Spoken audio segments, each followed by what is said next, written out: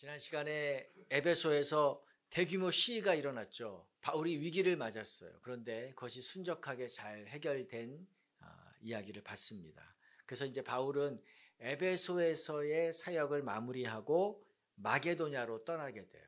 한번 지도를 한번 더 보도록 하죠. 지금 에베소에서 바울이 한 3년 정도 있었죠. 이제 에베소에서 마무리를 찍고 어디로 가요? 지금으로 말하면 그리스예요. 왼쪽에 마게도냐 지방, 빌립보, 데살로니가, 베레아, 아덴, 고린도 이 왼쪽 지역으로 이제 이동을 하게 됩니다. 그래서 오늘 첫 번째는 이 권면하는 사람의 이야기가 나와요. 1절을 한번 읽어볼까요? 소요가 그침에 바울은 제자들을 불러 권한 후에 작별하고 떠나 마게도냐로 가니라.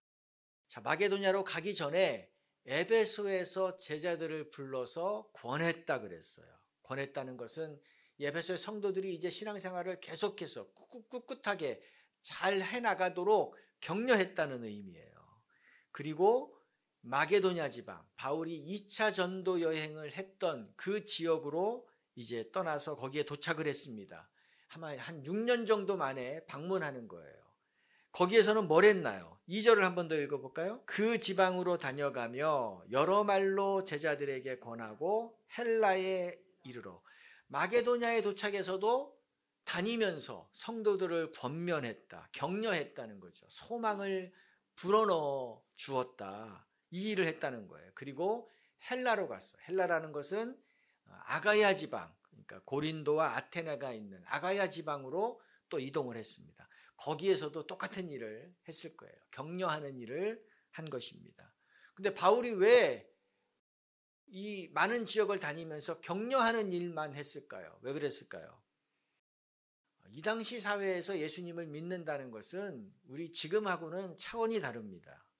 교회를 다니는 사람을 괴롭히는 그 세력이, 교회를 다니는 사람을 해하려고 하는 세력이 사방에 널려 있었어요. 그러니까 예수님을 믿는다는 것은 생명을 걸고 믿는 거예요. 이때 마게도냐에 갔을 때 바울이 그 심정을 얘기했는데 고린도후서 이렇게 표현했습니다. 고린도후서 7장 5절을 읽어볼까요? 우리가 마게도냐에 이르렀을 때에도 우리의 육체는 조금도 쉬지 못하였습니다. 우리는 여러 가지로 환난을 겪었습니다. 밖으로는 싸움이 있었고 안으로는 두려움이 있었습니다. 끊임없는 환난, 또 안팎의 다툼, 이것으로 인해서 이 방문하는 바울도 잠시도 긴장의 끈을 놓을 수가 없었다라고 얘기하고 있잖아요. 그러므로 여기에 지금 살고 있는 성도들은 어떻겠어요? 신앙생활을 계속해야 될 이유보다 그만둬야 될 이유가 훨씬 더 많은 상황 가운데 있는 거죠.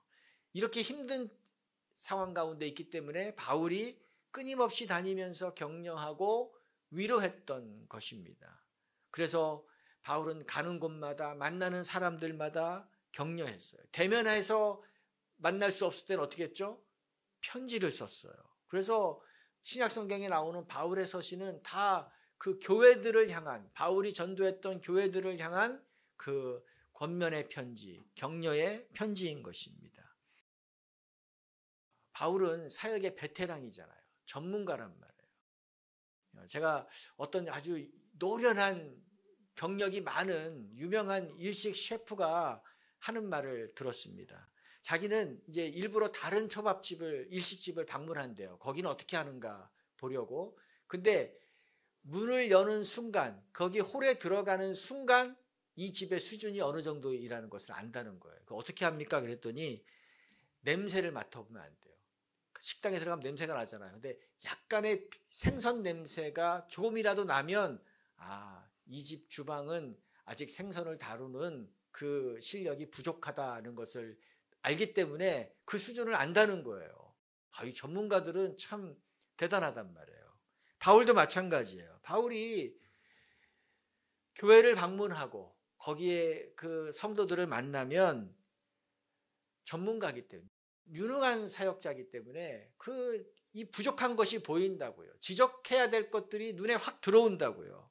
6년 전에 그렇게 가르쳤는데 엉뚱한 삶을 살아가고 있잖아요. 또 다툼이 있고 또 좀 어설프게 그 신앙생활 하는 모습을 보면서 얼마나 답답하겠어요. 그런데도 바울이 부족한 것을 알지만 잘못한 것을 말하기보다 뭐를 했어요? 격려했단 말이에요. 권면했단 말이에요. 성경에는 이 격려하라, 권면하라는 말씀이 많이 나오죠. 히브리서 3장 13절 한번 읽어보겠습니다. 오직 오늘이라 일컫는 동안에 매일 피차 권면하여 너희 중에 누구든지 죄의 유혹으로 완고하게 되지 않도록 하라. 매일 서로 권면하라, 피차 권면하라, 매일 서로 격려하라는 말씀이에요. 만날 때마다 서로를 평가하고 지적하고 정죄하고, 이거는 우리 그리스도인이 할 일이 아니라는 거죠. 이렇게 하면 사람이 아픕니다. 공동체가 신음해요. 성도는 사람의 마음을 북돋아주는 존재라는 것을 여러분 기억하십시오.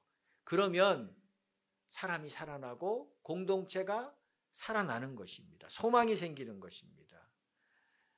배구 경기를 보면 서브를 넣는데 목적타 서브를 넣는다, 그런 표현을 하더라고요.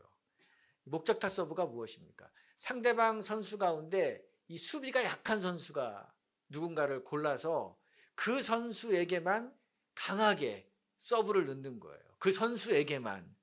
그러면 한 3번, 4번 이렇게 연속해서 실수를 범한단 말이에요. 그러면 자신감을 잃어요. 흔들려요. 그러면 이 선수는 공격도 잘하는 사람인데 공격마저도 범실을 하게 된다고요. 그러면 이 감독이 불러들이죠. 후보 선수를 다시 투입하고 이 선수는 이제 밀려나는 거예요. 이게 그 상대의 전력을 약화시키는 작전이라고요. 그러니까 세상의 방법이 그렇잖아요. 상대방의 약점, 상대방의 부족한 점을 파악해서 그것을 집요하게 공격하고 드러내고, 그래서 무너뜨리는 겁니다. 근데 제가 초등학교 때 생각이 났어요. 우리 초등학교 때 선생님들이 매주 수요일 이제 방과 후에 선생님들이 배구 경기를 늘 했단 말이에요. 그럼 이제 우리 학생들이 공도 주워주고 또 점수판도 넘겨주고 하면서 이게 그 시합을 구경을 했어요. 근데 그 여자 선생님들이 꼭 그 팀에 몇 명이 들어가더라고요. 배구를 잘해서 그 팀에 들어간 게 아니에요. 서브를 넣으면 엉뚱한 곳으로 가요. 반도 네트를 못 넘기는 경우도 많고, 또 공이 오면은 받아야 되는데 오히려 막 등을 돌리고 피하고 뭐 이런 일들을 한단 말이에요. 제가 어린 마음에 제가 봐도 너무 답답한 거예요. 아니, 저런 선생님은 좀 팀에서 빼고 저 남자 선생님이 들어가면 배구가 잘 될 텐데 왜 저 잘 못하는 선생님을 계속 하게 하는가. 근데 특이한 것은 못한다고 해서 그 다른 선생님들이 혼내는 것을 한 번도 못 봤어요. 오히려 괜찮다고 하면서, 또 서브를 못 넣으면은 경기 중인데도 그 선생님에게 이렇게 하면 서브가 멀리 날아간다 가르쳐 줍니다. 공이 오면 피하지 말고 어떻게 받아야 되는가를 경기 중인데도 가르쳐 줘요. 또 상대방 선생님은 경기 중에 미안하다 그래요. 왜 미안한 줄 아세요? 내가 서브를 저 여선생님한테 넣으려고 한 게 아닌데 공이 어떻게 글로 갔다, 그래서 당신을 당황하게 해서 미안하다, 뭐 이런 얘기를 한다고요. 이 못하는 사람을 격려하는 분위기더라고요. 그러니까 이기든 지든 항상 즐거워요. 분위기가 재밌어요.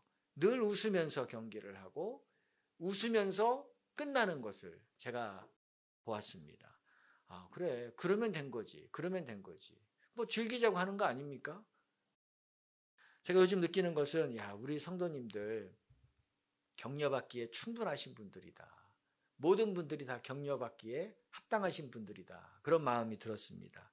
존재 자체가 여러분들이 귀한 분들입니다. 칭찬받기에 합당하신 분들입니다. 여러분 인정하십니까? 그렇기 때문에 우리가 어떻게 해야 돼요? 서로 격려해야 되는 것입니다. 따라서 서로 격려해야 된다. 특별히 우리 영적인 어른들의 역할이 바로 이거예요. 어른들의 역할이 격려하는 것입니다. 어린이들, 청소년들, 청년들 만날 때마다 우리가 격려하는 거예요. 잘한다 그러고 괜찮다 그러고, 실수해도 뭐 가르쳐주면 되고, 더 좋은 일이 있을 거라고 소망을 주고, 또 우리 새가족들 잘 모르시는 분들이 방문하면 어떻게 해야 돼요? 다가가서 반갑다고 하고 계속해서 만나자고 그러고, 약하고 아픈 분들이 있으면 우리가 만나서 기도해주고 힘을 주고, 이것이 진정한 그리스도 공동체의 모습인 줄로 믿습니다. 격려는 의지적으로 하는 것입니다. 내 마음이 생기면 해야지, 그게 아니에요. 마음 먹고 하는 것입니다. 따라서 마음 먹고 하는 거다. 여러분, 바울이 지금 마게도냐 지방, 아가야 지방을 방문해서 격려했는데 이 동네에 가고 싶었을까요? 가고 싶지 않았을 거예요. 왜냐하면 2차 전도여행 때 여기 가서 무지하게 고생했거든요. 죽어야 될 상황을 많이 맞이했어요. 빌립보에서 감옥에 갇혔어요. 데살로니카에서 불량배들이 쫓아와서 도망을 갔습니다. 베레아로 갔는데 거기까지 쫓아와서 배 타고 아덴으로 600km 정도 되는 그 먼 거리를 배 타고 이동했어요.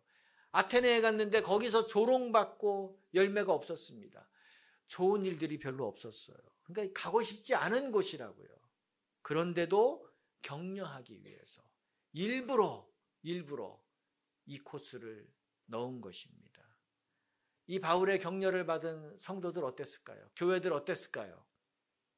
이거 세상의 길을 내가 가야 되나? 내가 신앙의 길을 계속 가야 되나? 믿음이 흔들렸다고요. 갈등이 있었을 텐데 다시 마음이 세워졌을 거예요. 그래, 하나님을 다시 붙잡자. 다시 하나님 예배하자.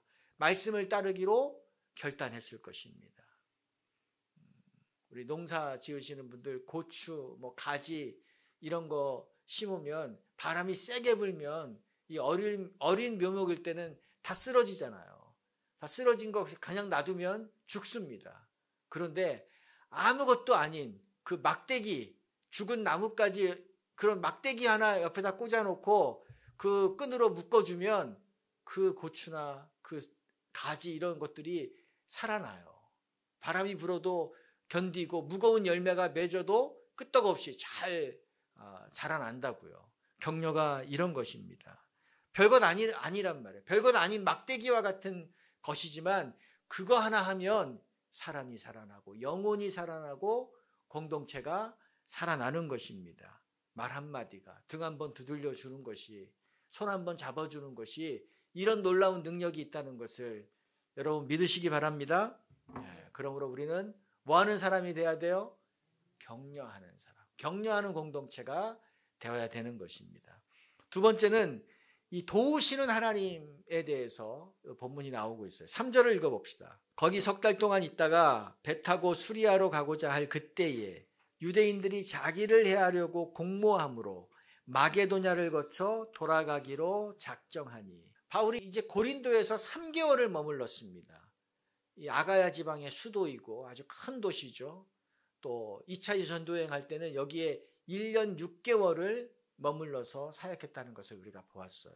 근데 그때 어떤 일이 있었나요? 그때 1년 6개월 있을 때에 회당에서 복음을 전했는데 믿는 사람들이, 따르는 사람들이 많으니까 회당의 유대인들이 바울을 쫓아냈어요. 뿐만 아니라 바울을 이 아가야 지방의 총독에게 끌고 가서 법정에 끌고 간 거예요. 바울을 어떻게든지 해하려고 했습니다. 그런데 다행히 고소를 받아주지 않아가지고 무사했죠. 그런데 이 바울을 미워하는 마음이 이렇게 시간이 지났는데 지금까지도 유대인들에게 있었다는 것입니다. 그래서 이제 바울이 고린도에 와 있자 죽이려는 계략을 세웠습니다.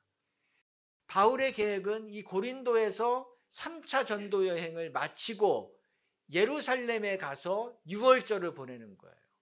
유월절은 이스라엘 백성이 애굽에서 이 해방된 것을 기념하는 유대인 최고의 명절입니다. 축제예요.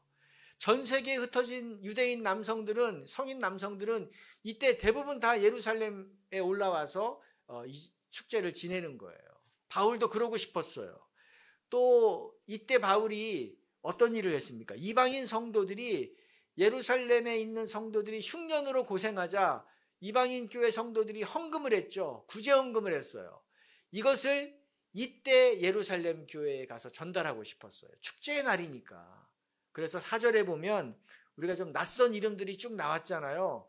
이 7명의 이름은 바울의 동역자이기도 하지만 이방인 교회, 헌금한 교회들의 대표자일 것이다 라고 추정을 합니다.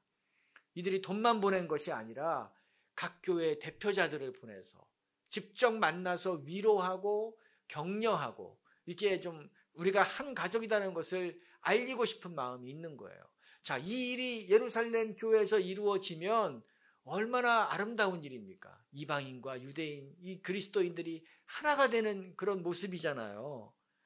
자, 그런데 이제 이것을 이루기 위해서 바울은 고린도에서 배 타고 이 수리아 안디옥 가면 돼요. 거기서 이제 예루살렘까지 가면 되는 것입니다. 이게 가장 빠른 길이에요. 그런데 어떤 일이 벌어졌습니까?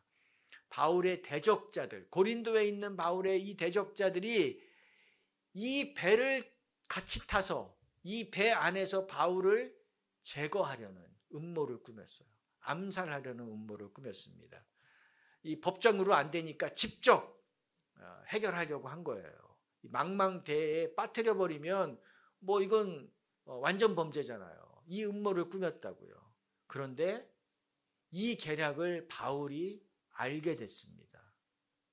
그래서 급하게 계획을 변경해서 배편을 취소하고 이제 걸어서 저 마게도니아 지방으로 가는 그 일을 시작을 했어요. 여러분 이거 궁금하지 않나요? 야, 분명히 이런 음모, 이런 계략은 철저하게 비밀 가운데, 보안 가운데, 아주 내부의 소수자만이 아는 가운데 은밀하게 진행했을 텐데 어떻게 이것이 바울이 알 수 있었을까? 성경에는 누가 알려줬는지 어떻게 알게 됐는지 그 내막은 나오지 않지만 하나님이 바울을 지켜주신 겁니다. 하나님이 피할 길을 내어주셨다고 우리는 확신할 수 있는 거예요. 왜냐하면 하나님이 에베소에 있을 때도 이런 일을 계속 하셨잖아요. 바울이 25,000명이 모여있는 그 야외 극장에 바울이 직접 가서 그들을 설득하려고 했죠. 그런데 아시아의 관료들이 나타나서 바울을 말렸습니다. 당신 지금 거기 가면 죽습니다. 지금은 거기 갈 때가 아니라 빨리 피신해야 될 때입니다. 그래서 그 말을 듣고 피신했어요. 만약에 이 아시아의 관리들이 말리지 않았다면 바울은 거기서 이 공개 처형 당했을 것입니다. 하나님이 도와주신 거죠. 자, 브루스길라와 아굴라, 바울보다 먼저 에베소에 도착해 있었어요. 거기 살면서 사역하고 있었습니다. 그래서 에베소의 구석구석 지형을 다 알아요. 이 급박한 순간에 바울을 어디로 피신시키면 안전한지를 브루스길라 부부가 알았다고요. 그래서 바울을 돕습니다. 로마서 16장 4절에서 이렇게 얘기하잖아요. 그들은 내 목숨을 위하여 자기의 목까지 내놓은 자들이다. 이 브루스길라 아굴라 부부를 얘기하는 거예요. 이때의 상황을 지금 얘기한 것 같습니다. 브루스길라 아굴라가 바울을 살리기 위해서 자기의 목숨을 내놓으면서까지 바울을 피신시킨 거예요. 놀랍지 않나요? 그래서 에베소 현지인들이 바울을 찾으려고 샅샅이 뒤졌지만 찾을 수 없었습니다. 실패했어요. 하나님이 도우신 것입니다. 하나님이 먼저 이 아굴라 부부를 그곳에 보내놓으셨어요. 뿐만 아니라 1절에는 오늘 소요가 그쳤다라는 그 짧은 말로 지나갔지만 우리가 지난 시간에 봤듯이 이거 기적입니다. 그 성난 군중들이 스스로 해산하는 것은 이건 있을 수 없는 일이에요. 에베소 서기장이 극장에 나타났기 때문에, 그래서 그가 이 명연설을 했기 때문에, 이 성난 군중들을 설득했기 때문에 이루어진 일입니다. 하나님이 이때에 이 서기장을 그곳에 보내셨습니다. 자, 이 모든 일은 다 설명할 수 없는 일들이에요. 이 세상을 다스리는 하나님이 뒤에서 역사하신 것을 여러분 믿으시기 바랍니다. 바울을 지키시고 하나님이 바울을 보호해 주셨어요. 근데 이 하나님은 지금도 우리를 이렇게 하고 계시다는 것을 여러분 믿으시나요? 이렇게 하고 계세요. 지금 우리가 지금 여기에 이렇게 있는 것 내가 잘해서 된 것이 아닙니다. 내가 노력했고 내가 잘 관리해서 지금 여기에 있는 것이 아니에요. 내가 알지 못하는 사이에, 내가 깨닫지 못하지만 하나님이 그 가운데에서도 우리를 지켜주시고 보호해 주셨기 때문에 지금 우리가 이렇게 있다는 것을 여러분 인정하셔야 돼요. 제가 몇 주 전에 아는 분이 결혼한 자녀에게 이렇게 얘기했다라고 말씀해 주시더라고요. 그 결혼한 자녀를 불러다가 나는 아무리 봐도 너는 네가 가진 것보다 지금 잘 되고 있는 것이다. 너의 능력보다, 너의 실력보다, 네가 노력한 것보다 너는 지금 훨씬 더 잘 되고 있는 거다. 그것은 하나님이 너를 인도하시고 하나님이 너를 지켜주시고 보호해 주셨기 때문이다. 그러니까 이 하나님의 은혜를 잊어서는 안 된다라고 얘기했다는 거예요. 결혼한 자녀에게. 무슨 얘기입니까? 너 겸손해야 된다. 너 교만하면 안 된다라는 거죠. 또 하나는 하나님이 앞으로도 너를 끝까지 지켜주실 거니까 어떤 어려움이 있어도 두려워하지 말고 살아가라. 염려하지 말고 살아가라. 이런 의미가 담겨져 있는 거예요. 참 이 아주 지혜로운 말을 또 진솔한 말을 자녀에게 한 거죠. 사실입니다. 이 출애굽기 19장에 보면 모세가 하나님께 받은 말씀을 이스라엘 백성들에게 전했어요. 자, 이렇게 하나님 말씀하십니다. 출애굽기 19장 4절을 읽어봅시다. 내가 애굽 사람에게 어떻게 행하였음과 내가 어떻게 독수리 날개로 너희를 업어 내게로 인도하였음을 너희가 보았느니라. 광야 가운데 있는 백성들에게 말씀하신 거예요. 이스라엘 백성들은 불구덩이 앞에서 정말 이 물구덩이 앞에서 이거 어떨 줄 몰라서 여기 이거 어떻게 해결해야 될지 몰라서 발을 동동 구르고 있었을 때 하나님이 독수리가 자기 새끼를 날개 아래 품고 그 불구덩이를 지나고 물구덩이를 넘어가는 것처럼 하나님이 너희를 인도하셨다. 내가 너를 인도했다는 것을 너희가 잊어서는 안 된다라는 것을 말씀하신 거예요. 그렇죠. 하나님이 그렇게 하셨잖아요. 그러므로 우리는 이 하나님을 믿어야 됩니다. 나에게 답이 없다고 해서 끝난 게 아니에요. 우리의 답은 누가 있습니까?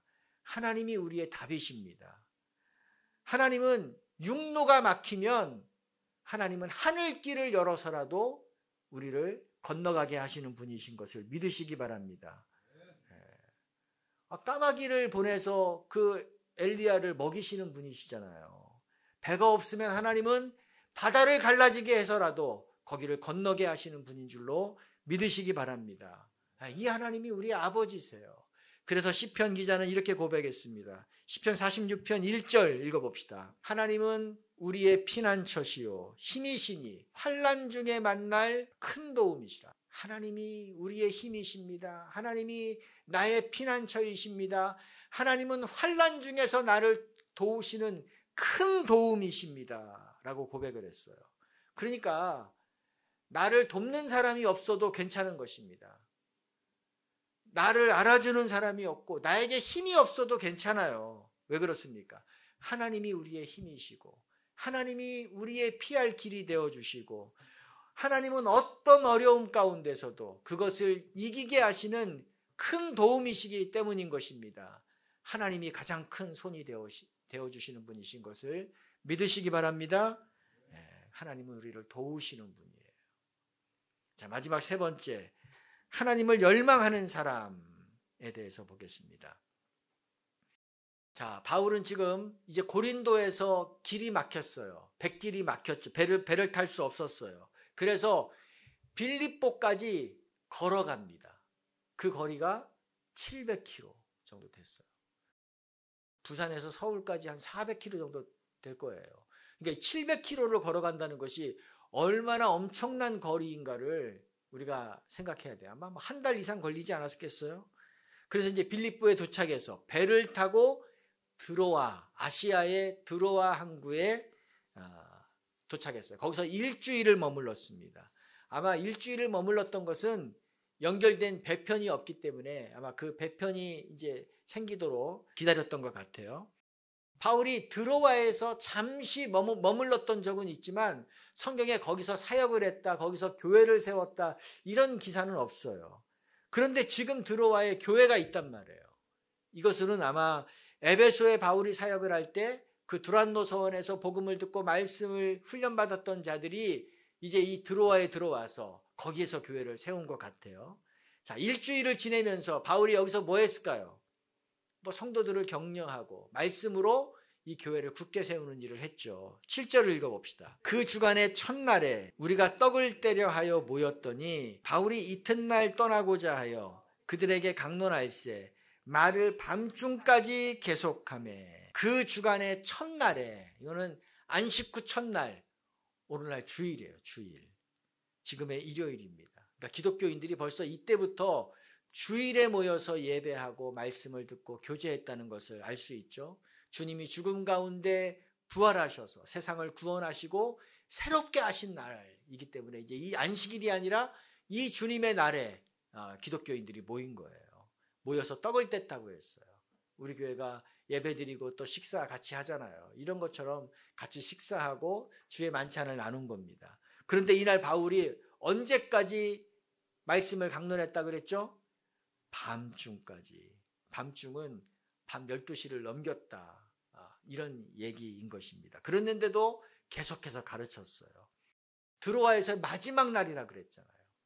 그러니까 바울이 다시 만나지 못할 사람들이에요. 그러니까 하나라도 더 알려주고 싶어서 오랫동안 가르친 거예요. 또 성도들은 마지막이니까 더 사모하는 마음으로, 더 갈망하는 마음으로 이 예배드리고 말씀을 드린 거죠. 마지막이라는 것이 이렇게 우리에게 의미를 주잖아요. 한 사모님이 나는 남편이 출근할 때 오늘이 마지막 보는 날이다. 오늘이 마지막이다라는 생각을 가지고 이렇게 남편을 대한대요. 그랬더니 마음이 애틋해졌다. 그럽니다. 그 얘기를 들은 분들이 그 참 좋은 생각이다. 공감했다고 제 아내가 저에게 얘기를 해줬어요. 근데 그 이후로 아내가 저에게 더 잘해주는 것 같아요. 그래서 아주 기분이 좋았거든요. 며칠 뒤에 제가 생각을 해봤어요. 오늘이 마지막이라고 생각하니까 기분이 좋아서 잘해주는가? 좋아서 잘해주는가? 아니면 정말 애틋해서 잘해주는가? 근데 물어보진 않았습니다. 왜냐하면 저는 후자라고 믿고 살기로 결정을 했기 때문에. 어쨌거나 이 마지막이라고 하면 사람이 이 뭔가 좀 이 열정이 생기잖아요. 그런데 이 드로아에서 마지막 날에 큰 문제가 생깁니다. 8절 9절 한번 읽어봅시다. 어떤 문제인가? 우리가 모인 윗다락에 등불을 많이 켰는데 유두고라 하는 청년이 창에 걸터 앉아 있다가 깊이 졸더니 바울이 강론하기를 더 오래 하매 졸음을 이기지 못하여 3층에서 떨어지거늘 일으켜 보니 죽었는지라. 그 예배 중에 유두고라는 청년이 잠이 들었어요. 이해가 되죠. 젊은이잖아요. 또 하루 종일 일하고서 고된 일을 하고 지금 밤중에 모인 거예요. 또 밥도 먹었잖아요. 그러니까 이게 졸음이 온다고요. 또 날씨도 더웠을 테고. 3층에 등불을 많이 켰다 그랬어요. 이 당시에 뭐 횃불 같은 거 켰겠죠. 그러니 연료가 좋지 않으니까 그름 같은 것이 얼마나 많이 났겠어요. 또 사람도 많으니까 이 공기도 탁하고 막 이산화탄소 배출되고 산소 부족하고 잠들기 딱 좋은 환경입니다. 또 바울이 또 밤 12시가 넘어서까지 계속 말씀을 전했습니다. 유두고는 그래도 정신을 차리려고 노력을 했던 것 같아요. 바람이 잘 들어오는 창문가에서 걸터 앉아서 좀 노력을 했습니다. 그런데 졸음을 이기는 사람은 없어요. 그러니까 이게 너무 깊이 잠들다가 떨어져서 3층에서 1층으로 떨어졌으니까 한 5m 이상 추락한 거예요. 떨어졌습니다. 그 의사 누가가 거기에 있었잖아요. 당장 달려가서 어떻게 해보려고 했겠죠. 그러나 이미 숨이 멎었습니다. 심장이 멎었습니다. 의사가 사망 선고를 내렸어요. 근데 바울이 내려가서 유두고의 몸 위에 엎드렸습니다. 그리고 기도했을 때 그가 살아나는 일이 있었다는 거예요. 잠시 기절했다 깨어난 것이 아니에요. 왜냐하면 의사 누가가 분명히 죽었다고 판정을 내렸기 때문인 것입니다. 죽은 유두고가 살아났어요. 이거 성경에도 예수님도 또 베드로도 엘리야도 엘리사도 이런 그들을 통해서 기적이 일어난 것을 우리가 보았잖아요. 자, 그런데 이 사건 후에 어떤 일이 일어났는가를 한번 봅시다. 11절 올라가 떡을 떼어 먹고 오랫동안 곧 날이 새기까지 이야기하고 떠나니라. 근데 이 사건 후에 다시 이들은 1층에서 3층으로 올라가서 언제까지 말씀을 들었대요? 날이 새기까지, 새벽까지. 그리고 날이 새자 이제 바울은 떠나고 배 타고 떠나고 성도들은 일하러 나간 것입니다. 여러분 상상해 보세요. 지금 이 상황을 생각해 보십시오. 예배가 길어져서 사람이 죽는 대형 사고가 일어났어요. 다행히 살아났지만 그 사람들의 마음이 얼마나 이 가슴을 쓸어내렸겠어요. 가슴이 쫄렸겠어요. 그러면 오늘 예배는 여기서 끝내야겠습니다. 이만 하는 게 좋겠습니다. 이런 얘기 나와야 되지 않겠습니까? 그런데 누구 한 명 이렇게 말하는 사람이 없었다는 거예요. 아마 바울이 놀래서 오늘은 너무 늦었으니까 이제 여기서 끝내겠습니다. 이렇게 얘기했을 것 같아요. 집으로 돌아가서 쉬십시오. 그런데 성도들이 바울을 붙잡고 계속해달라고 요청을 한 것입니다. 왜냐하면 바울이 더 하려고 해도 청중들이 원하지 않으면 못하는 거잖아요. 죽었다가 살아난 유두고조차도 아무 일 없었다는 듯이 툭툭 털고 일어나서 3층 그 예배의 자리로 올라갔습니다. 참, 이들이 모인 공간은 좋은 예배당 홀이 아니에요. 가정집이에요. 환경이 열악하단 말이에요. 그리고 하루 종일 힘든 일을 하고 와서 밤에 모였는데도 이들은 새벽 동이 틀 때까지 예배드리고 말씀 듣고 교제했습니다. 이 드로아 성도들의 이 열정이 느껴지지 않습니까? 하나님을 향한 이 열정이 얼마나 대단한가를 볼 수 있잖아요. 예배를 사모하는 이 간절한 마음, 하나님의 말씀을 조금이라도 더 배우려고 하는 이 열정, 이 얼마나 강렬한지를 우리에게 보여주는 것입니다. 그런데 이것이 초기 교회 성도들의 일반적인 모습이었다는 거예요. 우리가 사도행전을 쭉 봤잖아요. 이 정도의 마음, 이 정도의 정신, 이 정도의 믿음이 없이는 이 큰 핍박 가운데 믿음을 지켜나갈 수가 없었습니다. 또 반대로 이 정도의 믿음이 없고 이 정도의 정신, 이 정도의 열정, 마음이 없이는 이 시대에서 신앙생활을 할 수 없었다는 거예요. 이 시대에서 교회 다닐 수 없었습니다. 그러니까 우리에게 이런 열정, 이런 사모함, 이거 필요하지 않겠어요?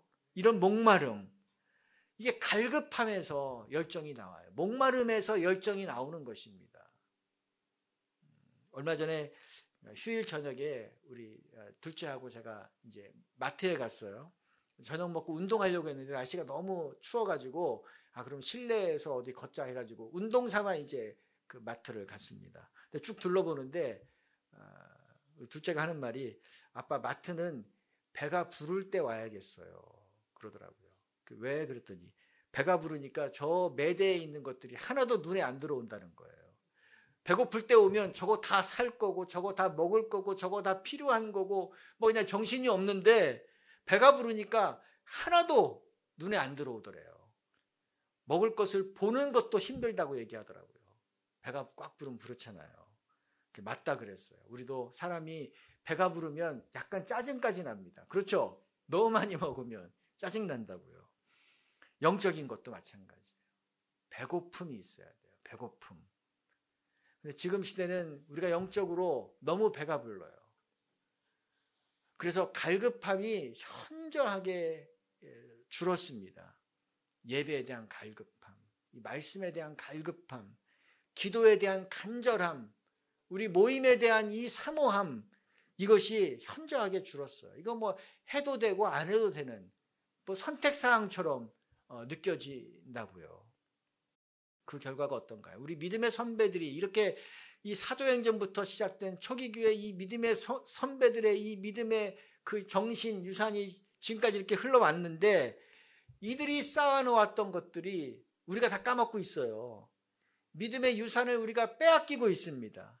영적 영토를 다 빼앗기고 있는데도 우리는 감각이 없어요. 아무렇지도 않아요. 무감각해요. 이게 더 큰 문제인 거예요. 얼마나 배부른지 보여주는 거죠. 한 2달 전에 우리 교단에 해외 선교회 이사장님께서 야, 참 이상한 일이 일어나고 있다. 이렇게 말씀을 하시더라고요. 무슨 말인가 했더니 미국 남침내 교회에서 이제 우리나라에 선교사를 파송했었단 말이에요, 예전에. 근데 그분들이 다 남침내 교회에서 철수를 했어요. 본국으로 돌아가거나 다른 선교지로 이동을 했습니다. 오래전 일이에요. 왜? 한국은 더 이상 선교지가 아니잖아요. 그래서 그분들이 사용하던 뭐 해외 선교의 건물이나 이런 자산을 다 기증하고 다 이제 제로로 만들고 갔어요. 그런데 금년에 이 미국 남침내 교회에서 파송한 선교사 2가정이 지금 부산에 와 있다는 거예요. 우리나라에 미국 선교사가 와 있다는 것이 놀랍잖아요. 그것도 교단에서 정식 파송한 선교사가. 그 해외 선교회에서 도무지 이해가 안 된다고 말씀을 하시는 겁니다. 그뿐만 아니라 5월에는 대학 캠퍼스 사역 전문 사역자 8명이 와서 이 대학을 다니면서 이 전도 활동을 하기로 되어 있다는, 온다고 그렇게 해서 지금 준비한다는 거예요. 그게 무슨 말입니까? 우리가 모르는 사이에 우리는 지금 뭐가 되어 있어요? 선교지가 되었어요. 선교 대상 국가가 되었다는 것입니다. 우리가 영적 배부름에 빠져 있는 사이에, 우리도 모르는 사이에 지금 이런 일이 벌어지고 있는 것입니다. 어제 우리 다음 세대 기도회를 했는데 우리 장성영 간사님이 청소년 사역 얘기하시면서 뭐 어떤 경우는 그 중고등학교 교실에서 한 반에 예수 믿는 친구들이 1명, 2명인 교실도 많다. 그런 얘기를 이제 하더라고요. 그러니까 이제 예수 믿는다는 것이 이제는 희귀한 시대가 되어지는 상황으로 가고 있는 것입니다. 우리가 얼마나 이 긴장감이 없으니까 이런 거 느끼지 못하고 사는 거예요. 여러분, 드로아 교회 성도들 유별난 것이 아닙니다. 이들의 영적 갈급함, 이거를 우리가 되찾아야 되는 것입니다. 우리가 가져야 될 줄로 믿습니다. 저에게 목사님, 제가 퇴근하면 10시인데 밤 9시인데 말씀을 가르쳐 주십시오. 이런 분들이 나왔으면 좋겠어요. 나오기를 축복합니다.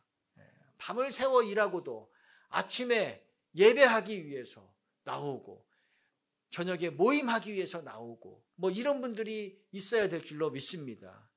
유두고처럼 죽었다가 살았는데도, 3층에서 떨어져서 죽었다가 살았는데도 아무 일 없었다는 듯이 하던 일을 중단하지 않고 3층으로 올라가서 예배의 자리에 앉는, 하던 일을 계속하는 이렇게 분들이 나오기를 축복합니다. 그래요. 하나님은 이렇게 사모하는 사람, 이렇게 주님을 향한 열망이 있는 공동체에게 더 은혜를 내려주십니다. 하나님은 드로아 교회가 이런 마음이 있었기 때문에 이들의 그 갈급함을 채워주기 위해서 바울을 보냈는데, 바울의 일정을 변경하면서까지 바울을 드로아에 보내셨어요. 바울의 계획에 드로아는 없었습니다. 바울의 계획에 드로아 방문, 드로아 교회에서 사역하는 것은 없었어요. 근데 배편이 연결이 안 되도록까지 만들어가지고 하나님이 그 7일 동안 거기에서 사역하게 만들잖아요. 그렇죠. 갈급한 영혼을 채우기 위해서 하나님은 무슨 일이든지 다 하신다는 것을 여러분 믿으시기 바랍니다. 그래서 시편 기자는 130편에 내 영혼이 하나님을 기다리는 것이 파수꾼이 아침을 기다리는 것보다 더 간절합니다 라고 고백했잖아요. 내 영혼이 하나님을 갈망하는 그 마음이 얼마나 큰지 밤새워서 뜬 눈으로 보낸 파수꾼이 아침이 돼서 퇴근하기를 바라는 그 마음보다 내가 더 간절합니다. 그런 고백을 했어요. 이런 갈망함이 여러분에게 있기를 축복합니다. 이런 간절함이 우리 공동체에 있기를 축복합니다. 이것이 없는 것은 내가 영적으로 질병 가운데 있는 것임을 파악하고 또 하나님 앞에 이것을 사모해야 될 줄로 믿습니다. 함께 기도합시다. 하나님은 우리를 도우시는 분입니다. 근데 우리가 주님을 더 간절하게 찾고 또 사모하고 어떤 상황에서도 주님의 일을 해나가는 자들에게 하나님이 더 큰 도움의 은혜를 내리십니다. 바울이 그 에베소에서 정말 그 모진 고난 가운데서도 3년을 버틸 수 있었던 것, 하나님이 주를 위해 그가 힘을 쓰니까 하나님이 그때그때마다 피할 길을 내어주셨잖아요. 돕는 손길을 보내주셨습니다. 드로아 교회, 그들이 그 갈급한 가운데 있자 하나님이 그 대사도 바울의 모든 일정을 변경해서 드로아를 지나가도록 만드셨고 드로아에 머물도록 만드셨습니다. 그래서 그들을 7일 동안 양육하게 만들고 또 그들은 그 모든 어려운 상황 가운데서도 하나님을 향한 그 열정을 가졌기 때문에 죽은 자가 살아나는 그런 기적을 보게 되었습니다. 그렇습니다. 하나님 앞에 우리가 기도할 때 하나님, 내가 이렇게 더 주님을 향한 갈망함을 갖기 원합니다. 하나님, 무감각 가운데 살지 않게 도와주시옵소서. 우리 시대의 드로아 교회가 우리 교회가 되게 도와주시고 드로아 교회의 그 열정이 하나님, 내가 그 열정을 갖기를 원합니다. 그런 아버지 배부름 가운데 머물지 않게 도와주십시오. 이런 그 편안함 가운데 머물지 않게 도와주십시오. 그것이 정상이 아님을 알게 도와주시옵소서. 간절함을 회복하기를 하나님께 우리가 간구하며 나아갑시다. 하나님, 그렇습니다. 우리 안에 하나님 이런 갈급함을 내려주시옵소서. 우리 안에 그 주님을 향한 갈급함을 내려주시옵소서.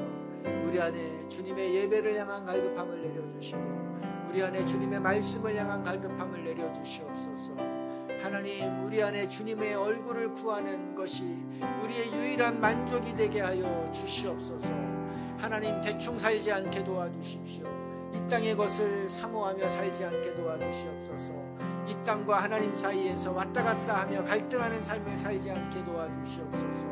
하나님, 드로아 교회 유두고가 죽는 그 죽음 앞에서도 그들이 굴하지 않고 그 아버지의 예배의 자리로 나아갔던 것처럼 하나님, 그 밤을 새워서라도 하나님 앞에 기도하고 하나님의 말씀을 듣고 또 그들이 그 일자리로 나아갔던 것처럼 하나님, 그런 원시적인 믿음, 그런 야성적인 믿음을 우리 가운데 내려 주시옵소서.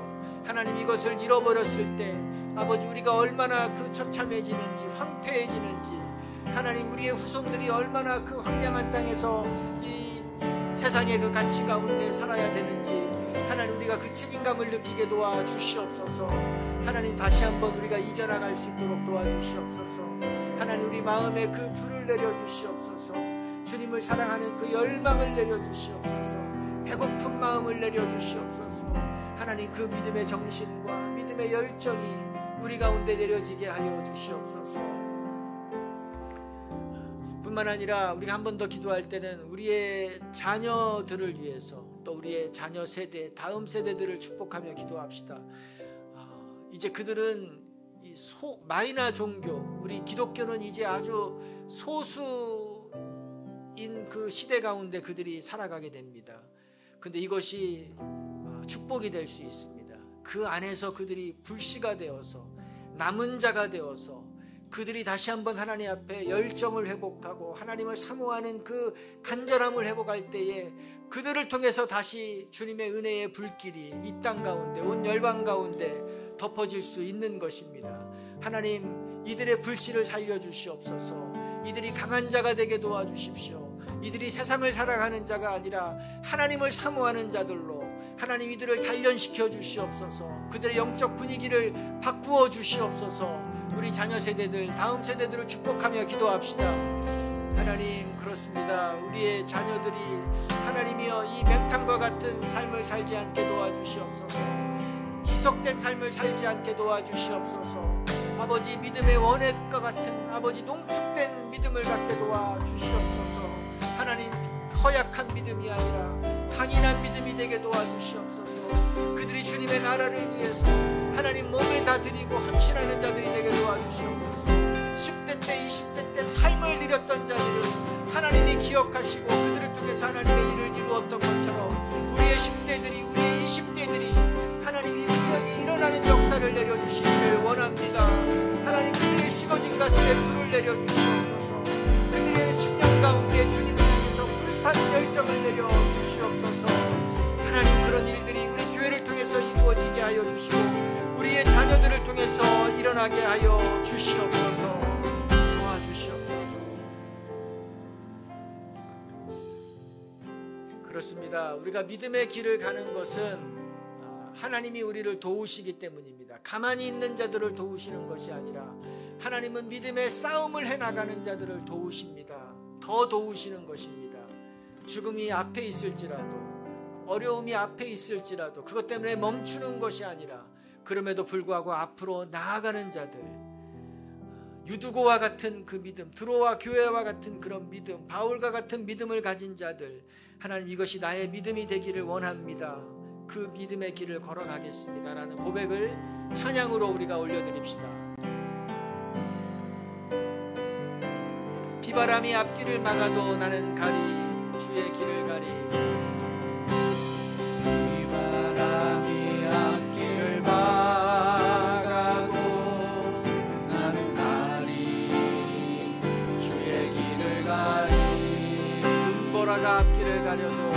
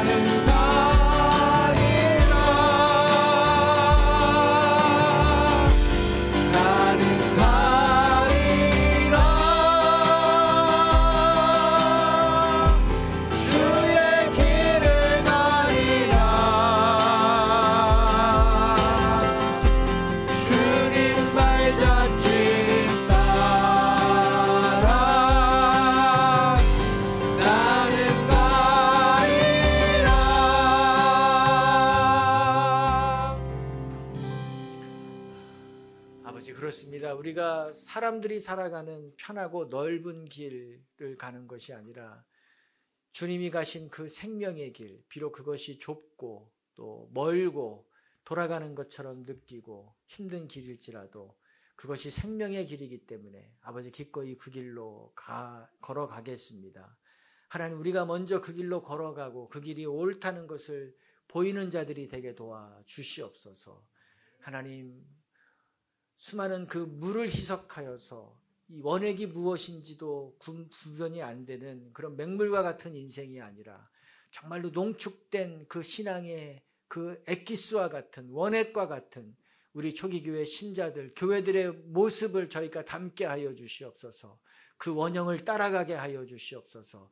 우리 안에 불순물을 제거하여 주시고 우리의 눈을 가린 그 흐릿한 시야의 그 눈꺼풀을 제어하여 주시고 하나님, 우리에게 강렬한 불과 같은 것들을 일으켜 주셔서 하나님, 그 믿음의 길을 강렬하게 따라가게 도와 주시옵소서. 세상의 목마름이 아니라 주님을 향한 목마름, 주님의 거룩함을 향한 목마름, 하나님의 말씀과 예배와 기도와 그 찬양과 그 섬김과 사랑을 향한 목마름이 하나님 우리 안에 불타오르게 도와 주시옵소서.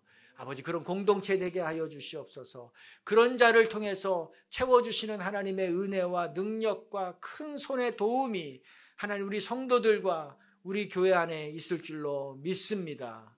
성부와 성자와 성령의 은혜가 이렇게 주님을 열망하며 살아가기로 결단한 성도들 위에 영원히 함께하기를 예수님의 이름으로 축원드립니다.